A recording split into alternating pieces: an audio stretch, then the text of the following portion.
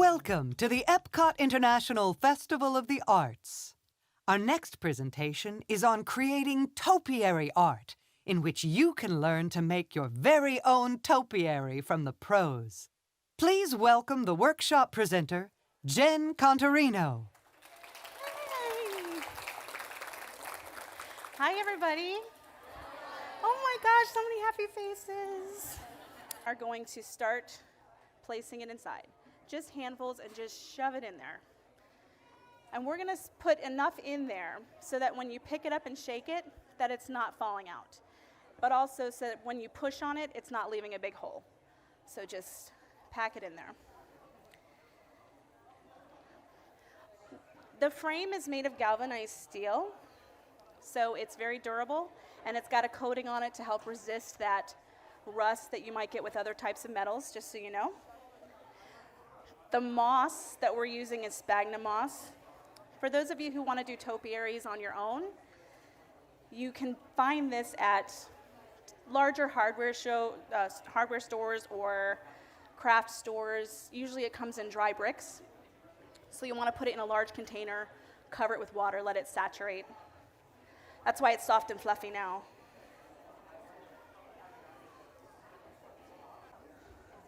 And yes, you're going to be wearing moss for the rest of the day. I took my son to school the other day. I'd been working outside, and people were looking at me funny, and I thought, well, okay. And I got home, and I looked in the mirror, and there was moss in my hair. Oh, that's charming, Jennifer. Oh, sorry. Sure, you wanted me to wear moss. I did. It's rain and moss. All right, we're good. How you feel? Oh, that's good. That's really good. Yes. Fishing line is next. So, a good rule of thumb for holding your fishing line is, the way I do it anyway, is I let the spool roll on my finger, like this. So if you want to take a minute and kind of get the feel of it, because that's really going to help determine whether your moss is being held in really tight or if it's going to just be loose.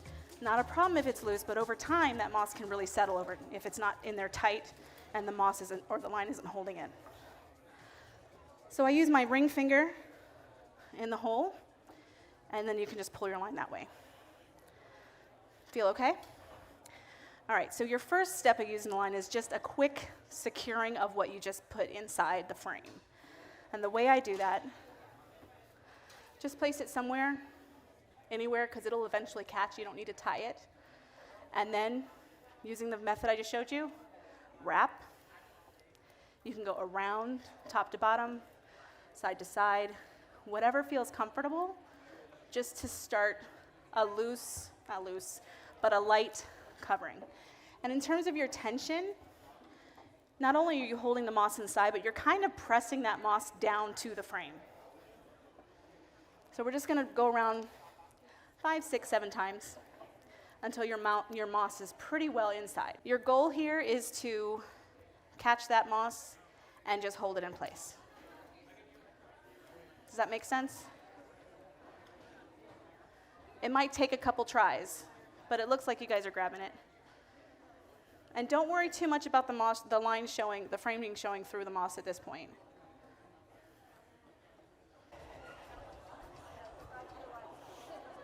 The final step. Almost the final step. We're almost done. So, at this point, I haven't done my ear. At this point, you may see your sphere has frame showing. That's okay. You're going to do the same thing, kind of like how you just did your ear. You're going to take little handfuls, lay it where you can see that wire, and the same thing. Take your fishing line and start to secure it down. And again, with your tension, this is where your tension is really important, because you're going to really see the round shape of that sphere at this point. So you really want to make sure you're pulling the line tight. You want to be able to push it down. You're basically using it to push down against the frame. And once you do that, you'll see that circle will start to come together. So is this everybody's first time doing a topiary? No, it's not. Because there's different ways I've seen people do topiary. Some people do like the chicken wire style, which I've not done, so I can't really speak to that. Just curious, but no, for first timers though, guys. Seriously, I'm impressed. I'm not just saying that. My kind of general rule is if I hold it up, if I see that he's got a little bit of a slouchy face, I just kind of take a little bit and just add it back on there and cover it again. It's very forgiving in that way. And don't worry about using too much line. You're not going to hurt it. Your plant is going to be totally fine. And let's talk a little bit about the plant, since that's our next step.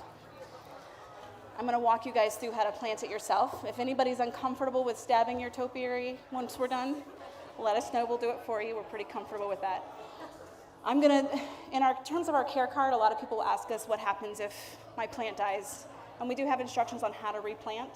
We don't expect everyone to have a tool like this. This is called a dibble. We have a couple different versions. We even have them on our website for those of you who want to really get into this. You laugh like you won't want to. So if you don't have something like this, you can use something as simple as a screwdriver just to wedge a hole for that root system to go into. I'm going to walk you through how to use the scissors that are on your table, how to do that.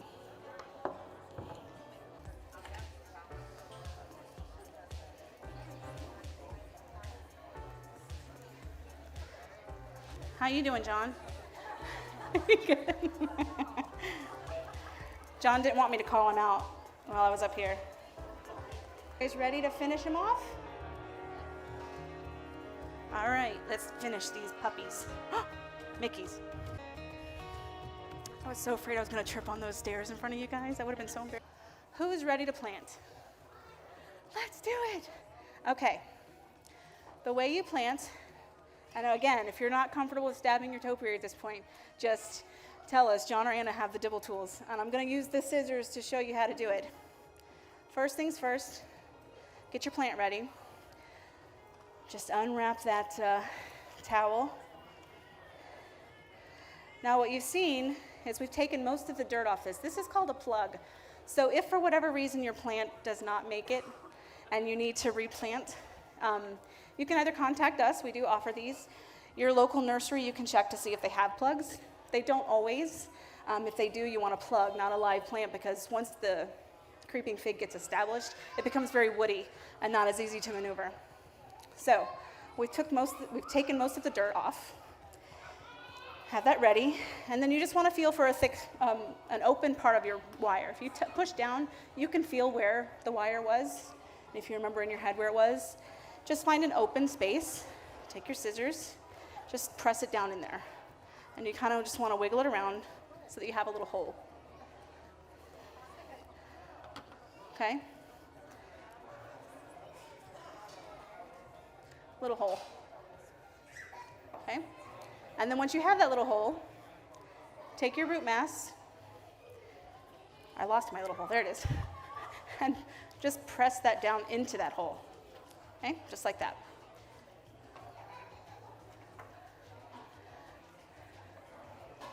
We having luck there? Now, if you have a dibble, it's going to make a much bigger hole. I'm going to show you just so you can see. It makes a much bigger hole. So if you're uncomfortable with the hole that the scissors has left, let us know. We'll come fix that. Just kind of wrap it up. I kind of roll it just a little bit. You just be gentle with it. You don't want to break the roots, but just kind of roll it up a little bit, just enough to stuff it in there. Now, once it's stuffed in there, if you've got a little extra space inside, take some of that extra moss on your table and pack that right on top of it. You're basically just filling any extra space. Just like if you were planting a potted plant, just think of your moss as the soil. You just want to make sure it's filled and it's hugged gently by the moss, nurturing it, caring for it. Be good to your topiary and it'll be good to you. Good luck with your topiaries. Thank you. Thank you so much. And call me, seriously, my phone's almost always with me, but I actually walked out the door without my phone today. But normally, I have my phone and I'll field whatever calls. But thank you guys so much for coming out. I had a really fun time with you all. Thank you for joining us here at the Odyssey Festival Center. Please check your Festival Passport Guide for everything you need to know about the many presentations being offered at the Epcot International Festival of the Arts. And please, enjoy the rest of your visit here at Epcot. Thank you.